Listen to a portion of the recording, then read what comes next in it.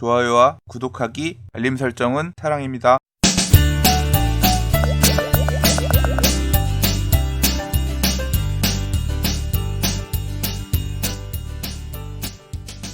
안녕하세요. 반갑습니다. 부동산입니다. 2019년 10월 28일 월요일 새로운 한 주가 시작됐습니다. 이제 10월달도 정말 나갔습니다.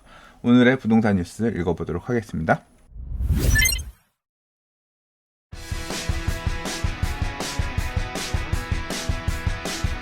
첫 번째 뉴스입니다.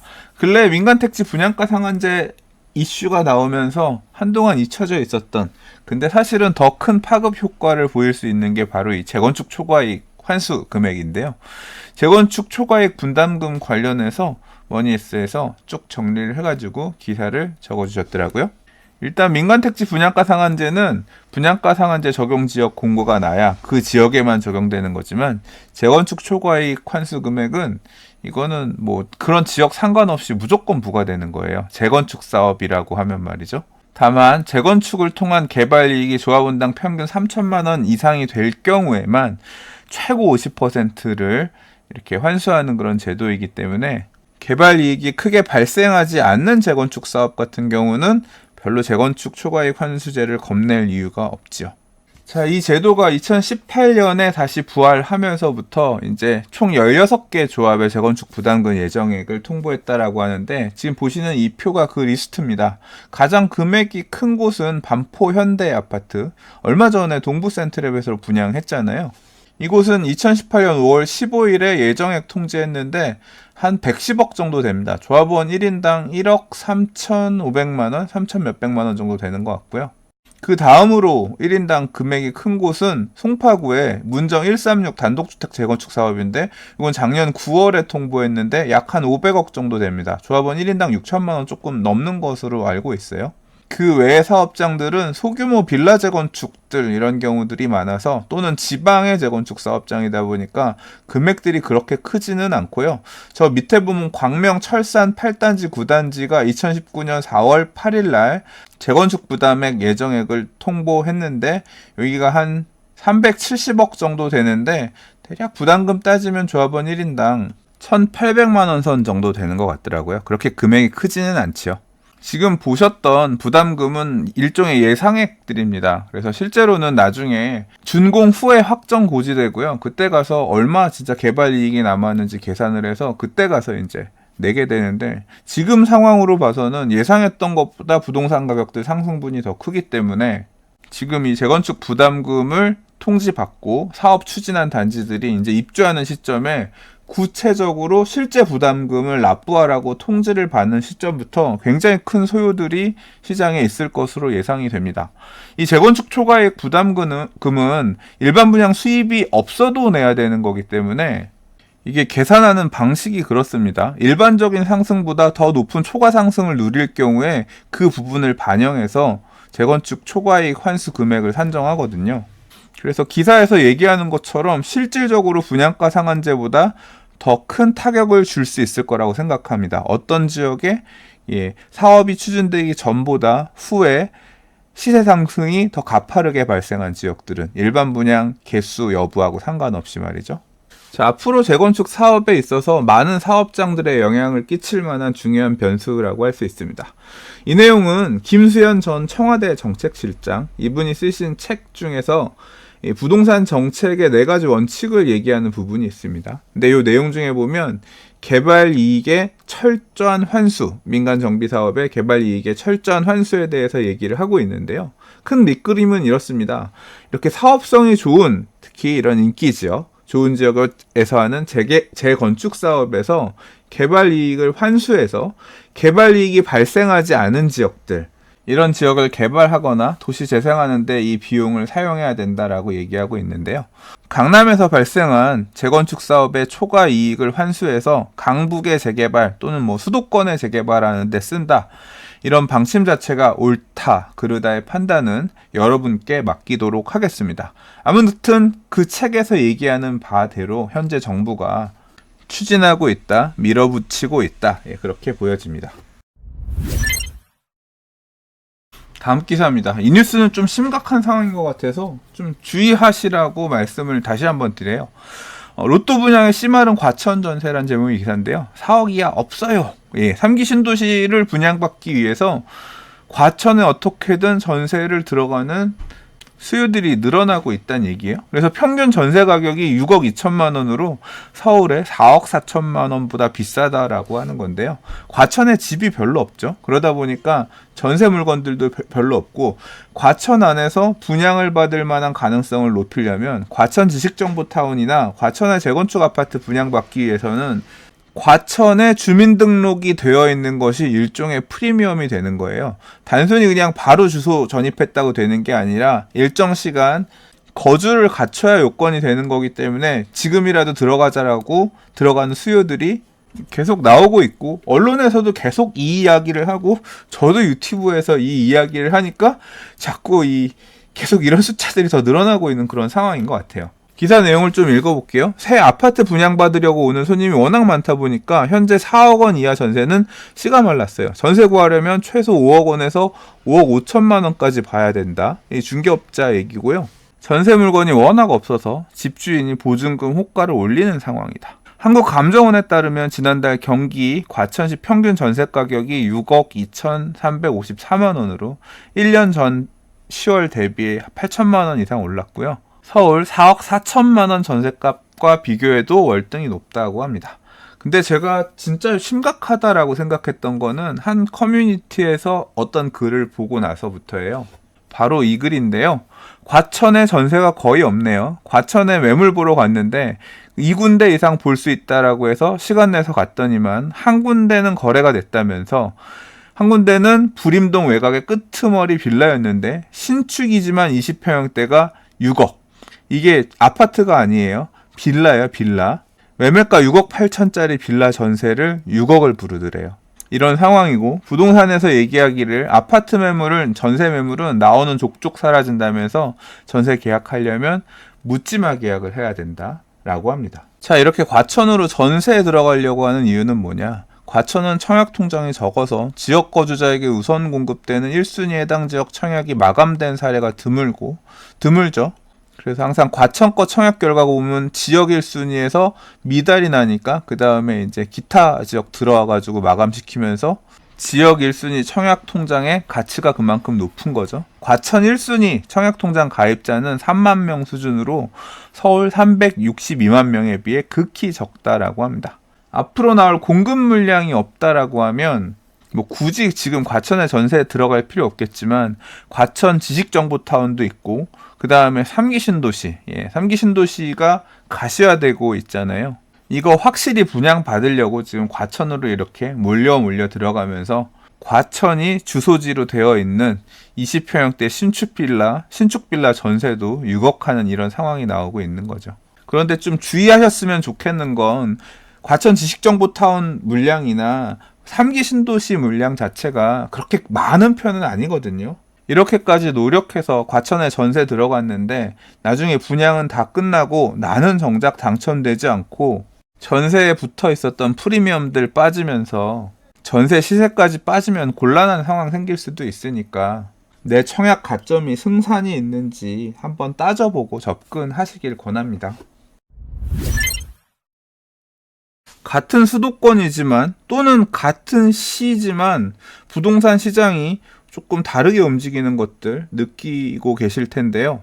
어느 지역 같은 경우는 지금 집값이 올라서 난리지만, 어느 지역 같은 경우는 오히려 가격이 떨어지는 모양새를 보이면서 온도차가 다르게 나타나는 사례들을 볼 수가 있어요. 근데 이 부동산에 관련된 규제 지역이 굉장히 좀 폭넓게 광역적으로 지정이 되다 보니까 약이 부분 들어가야 되는데 전체적으로 들어가면서 본의 아니게 피해를 입는 지역이 나오고 있는 거죠. 이 서울 수도권 지역에서는 이 남양주하고 고양시 쪽이 그런데요. 지금 일단 이들 지역이 국토부에다가 우리 조정 대상 지역 해제해달라 이렇게 지금 요청을 했다고 해요. 조정 대상 지역이 지정이 되면 이제 분양에 있어서 제한이 들어가고, 대출에 있어서 제한이 들어가고, 그리고 이제 양도하는 경우에 양도소득세에서 제한이 들어가죠. 대표적으로 이런 규제들이 들어가게 되는데 이걸 좀 빼달라는 거죠. 기사 좀 볼게요. 이르면 다음 달 초순 민간택지 분양가 상한제 적용지역 선정을 위한 주거정책심의위원회가 열리는 가운데 이 자리에서 부산, 남양주, 고양시 등 일부 지역의 조정대상지역, 즉 청약조정지역 해제 방안이 논의될 전망이라고 합니다. 분양가 상한제 적용 지역도 핀셋으로 지정한다고 했는데 한편으로 얼마 전에 언급된 내용 중에 청약 조정 대상 지역도 핀셋으로 지정하거나 해제할 수 있다 이런 언급도 있었거든요. 이에 맞물려서 해당 지자체들이 국토부에 요청을 했다라고 합니다. 고양시는 지난 18일 지역 부동산 경기 회복을 위해 신도시 공공택지 사업이 진행 중인 삼송, 지축, 향동, 원흥, 덕은, 킨텍스 지원단지, 고양 관광문화단지를 제외한 고양시 전역에 대해서 조정 대상 지역에서 해제해 줄 것을 국토부에 요청했다고 하고요. 사실 지금 좀 전에 언급된 이런 지역들 같은 경우는 지난 2, 3년간 부동산 가격이 굉장히 많이 올랐던 지역이에요. 그래서 이 지역에는 해제를 해달라고 할 만한 명분이 없는데 그렇지 않은 구도심, 기존의 아파트들이 있는 지역들 같은 경우는 같은 수준의 규제가 들어가면서 부동산 시장이 별로 좋지 않은 것도 사실이거든요. 그래서 이제 이 부분을 좀 해제해달라는 얘기고요. 남양주시도 다산 신도시를 제외한 나머지 지역에 대해서는 집값 하락에 따른 침체가 지속되고 있는 만큼 조정 대상 지역 해제를 해줄 것을 요청했다. 남양주도 다산 빼고 나머지는 좀 해제해달라 요청했다라고 해요. 한편 부산 쪽도 지금 부산 같은 경우는 흔히 해수동남이라고 하죠. 해운대구, 수영구, 동래구, 남구. 근데 남구 같은 경우는 해제가 됐어요. 그래서 제가 올 초에 상반기에 갔을 때 남구에는 막 플랜카드 붙어 있었습니다. 경축, 조정 대상 지역 해제, 구청에서 그런 현수막을 붙여놔서 저도 되게 웃겨가지고 사진 찍어갖고 그랬었는데 확실히 남구 같은 경우는 이 규제 지역 해제되고 나서 가격이 좀 일부 반등했다. 이런 얘기들이 이제 커뮤니티들에 올라오곤 했거든요. 제가 현장에서 느꼈던 부분은 특히 뭐 해운대구에 있는 재개발 구역도 이런 데 가보면 대출이 안 나고 이런 문제 때문에 투자 수요들이 진입하지 못하는 부분이 있었거든요. 그런데 근래 들어서 여러 커뮤니티 등에 부산의 부동산 투자에 대한 얘기들 나오고 있고 뭐 서울에서도 투자 들어가고 있다 이런 얘기들이 어느 정도 있는 상황인데 과연 이 시점에 국토부가 어떤 판단을 할지 궁금합니다. 자, 아무튼 요약하자면 수도권 지역에서는 남양주, 고양, 조정 대상 지역 해제를 요청했는데 모든 지역을 다 해제해달라고 한 건 아니고 택지지구나 신도시 등 이슈가 있는 지역들은 제외하고만 신청을 했다. 그 정도 보시고 넘어가시면 될 것 같습니다. 자, 다음 기사입니다. 아파트 부동산 시장이랑 오피스텔 부동산 시장은 조금 다른 템포로 움직이는 것 같아요. 기사 제목에서처럼 아파트 값은 오르는데 오피스텔은 왜 미분양 무덤이냐? 기사 내용 좀 볼게요. 오피스텔 사업장 상당수가 미분양이 허덕이면서 부동산 신탁사들의 자금 관리에 빨간불이 켜졌다. 초저금리 시대를 맞아 수익성 상품인 오피스텔 분양을 늘렸지만 대출 규제 등으로 분양 실적이 예측을 빗나가면서 신탁사들의 자금난이 우려되고 있다. 며칠 전엔 이런 기사도 있었습니다. 오피스텔 공급 물량이 많았던 마곡이나 송파 문정지구 쪽에 오피스텔 수익률이 급감하고 있다. 생각보다 오피스텔 임대 시장이 그렇게 좋지 않다. 그런 기사도 있었는데요. 이 기사는 올해 여러 신탁사들이 분양한 오피스텔 분양에서 별로 좋은 성적을 거두고 있지 못하다는 얘기죠. 자, 왜 이런 문제가 생겼을까? 저는 양도소득세 중과 제도가 만든 피해자 중 하나가 이 오피스텔이라고 생각합니다. 오피스텔은 공부상은 업무용이지만 이제 사실 주거로 많이 쓰고 있죠. 근데 이렇게 사실상 주거로 사용하게 되면 주택으로 간주해서 과세하는 것 때문에 기존의 주택을 보유하고 있는 1주택자 등이 이렇게 오피스텔을 보유할 경우에 주택으로 임대를 주었다가 다주택 중과가 적용이 되면 아무래도 투자 매력이 많이 떨어지죠. 이걸 회피하기 위해서 주택임대사업자 등으로 묶을 수도 있겠지만 이 주택임대사업자란 제도 자체가 정말 무슨 지뢰밭 같아서 이걸 잘못 이해해서 조금만 잘못 행위를 했다가 세금 폭탄 두들겨 맞는 그런 사례들이 나올 수 있거든요. 실제로 그런 사례들이 꽤 있더라고요. 진짜 깜짝 놀랐어요. 과태료 문제가 아니라 비과세인 줄 알았던 기존에 보유했던 주택을 양도하다가 과세가 되는 좀 황당한 사례들도 많이 나오고 하더라고요. 이런 공포감 때문에 안정적인 임대 수익이 크게 매력적으로 느껴지지 않다고나 할까? 앞선 기사에서 얘기한 것처럼 수익률도 생각보다 그렇게 좋지 않고요. 사실 이런 오피스텔의 몸값이 높아지는 시기는 시세 차익을 누리는 부동산들의 시장이 한풀 꺾이고 수익형 부동산 시장에 대한 관심이 높아지는 시기여야 하는데요. 현재는 서울 아파트 대세 상승의 시대라서 연 3%, 4% 임대 수익률이 눈에 들어오겠습니까? 아파트 시장 상승세가 멈추면 다시 오피스텔이 주목받는 때도 올 겁니다. 아파트 상승세가 멈추면 굳이 규제를 둘 필요가 없으니까 다주택 중과도 풀겠죠. 이런 거 보면 시장은 참 돌고 돈다는 걸 다시 한번 느낄 수가 있네요. 자, 오늘 준비한 마지막 기사입니다. 서울 중위가격 아파트가 9억 원에 육박했다. 고가주택의 기준을 완화해야 되는 거 아니냐, 이런 얘기가 나오고 있다는 기사예요. 자, 요 자료는 KB 국민은행 자료인데요. 자, 그래프 보면 좀 알 수 있습니다. 서울 아파트 중위 매매 가격 추이가 쭉쭉쭉쭉쭉 올라가고 있는 모습이 보여요. 2015년 9월에는 5억 1,400만 원 정도이던 것이 16년에는 5억 7,800, 17년 9월에는 6억 5천 정도 쭉쭉 올랐죠. 특히 지난 2018년 9월에는 9.13 대책이 나오기도 했습니다만 8억 2,900까지 훅 뛰어 올랐습니다. 그리고 올 상반기까지 주춤하는 모양새를 보이는 것 같더니 여름 이후에 본격적으로 상승으로 돌아서서 2019년 9월 현재 아파트 중위 매매 가격은 8억 7,272만 원입니다. 거의 9억 원에 육박하는 금액이죠. 근데 이 9억 원이라고 하는 가격은 여러 가지 의미가 있어요. 일단 매수할 때 취득세 낼 때 1%, 2%, 3% 내잖아요. 그래서 우리 6억, 9억 기준이 되고 9억 초과하는 가격은 3.3% 내는데 높은 세율을 내는 이유는 고가주택이라는 개념인 거죠. 1세대 1주택자 양도소득세 비과세의 요건도 9억 원을 기준으로 하고 있습니다.